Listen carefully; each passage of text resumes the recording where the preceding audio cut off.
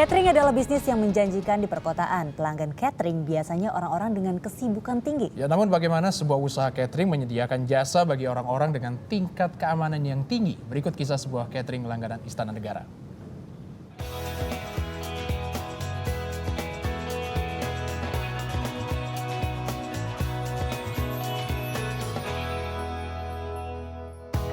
Perhelatan acara pernikahan, ulang tahun, arisan, hingga acara tahunan seperti open house di hari raya tak pernah lepas dari hidangan atau sajian makanan.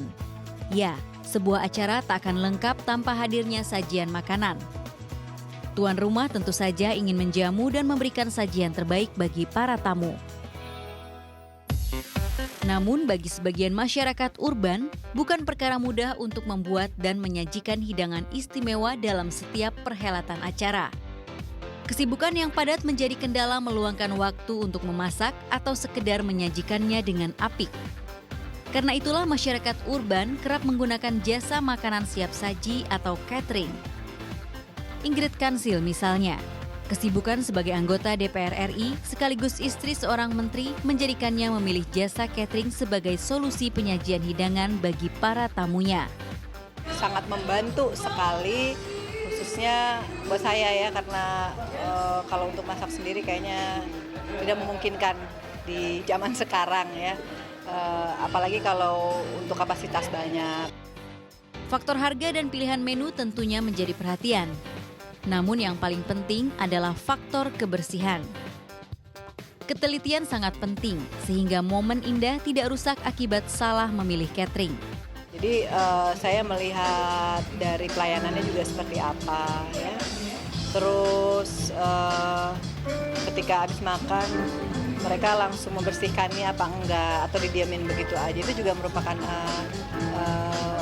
salah satu faktor kenapa saya milih catering A atau catering D.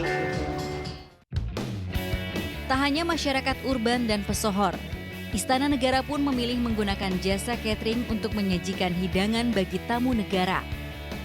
Khususnya dalam acara-acara besar seperti open house kepresidenan, ramah tamah 17-an, dan acara resmi lainnya. Biasanya istana memesan penganan seperti jajanan pasar, rawon, dan tumpeng sebagai menu andalan untuk acara-acara resmi lainnya. Salah satu langganan istana untuk penyajian hidangan adalah catering di daerah Tebet ini. Berdiri sejak 32 tahun silam, catering ini menjadi salah satu catering kepercayaan istana dalam setiap perhelatan acara negara. Semua berawal dari kegigihan almarhum Suparmi menjajakan peyek, sebuah penganan khas masyarakat Jawa di sekitar Jalan Proklamasi Jakarta Pusat. Usaha ini membuahkan hasil jasa catering hingga kini. Sejak dari pemerintahan Presiden Soeharto hingga Presiden Susilo Bambang Yudhoyono, catering ini sudah menjadi langganan Istana Negara.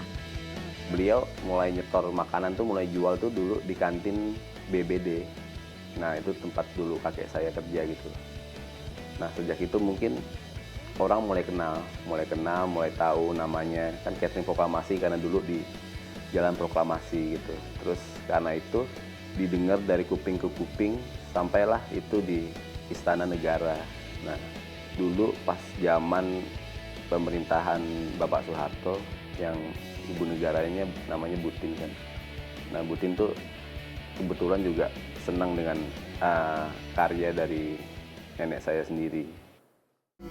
Tumpeng dengan anyaman kacang panjang dan garnis berbentuk bangau menjadi ciri khas dari catering ini. Selalu berusaha memberikan yang terbaik bagi pelanggan menjadi prioritas.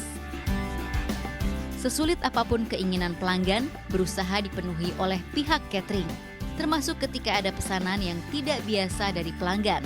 Seperti ketika cucu Presiden SBY memesan tumpeng berwarna merah muda untuk acara ulang tahunnya.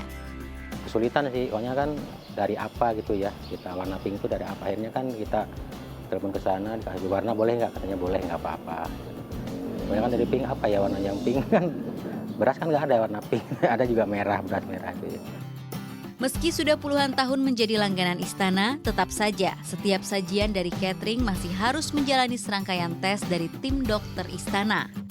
Ya unik ya, jadi makanan mereka proses dengan blender. Nah, mereka proses dengan blender yang menariknya semuanya tuh dimasukin, nggak satu-satu gitu, semuanya dimasukin.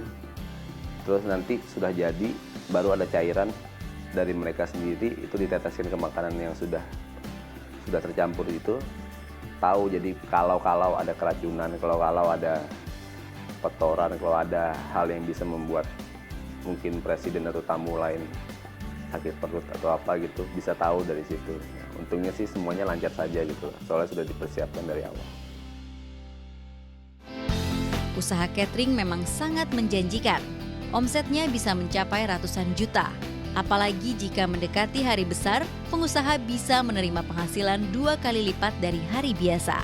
Sebanding dengan hasilnya, tantangannya pun cukup besar. Usaha catering harus pandai melihat pasar dan selera masyarakat. Terlebih jika sudah menjadi catering kepercayaan sekelas istana negara. Selera presiden pun harus dikuasai.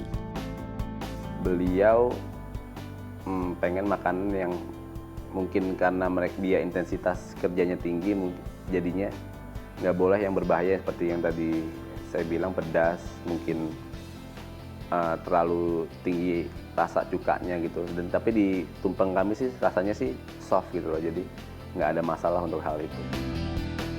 Setiap usaha memang dimulai dari kecil. Namun jika kita bisa mengelola dengan baik, bukan tidak mungkin usaha itu akan berbuah manis. Ken Lintang, Muhammad Derajat melaporkan untuk NET.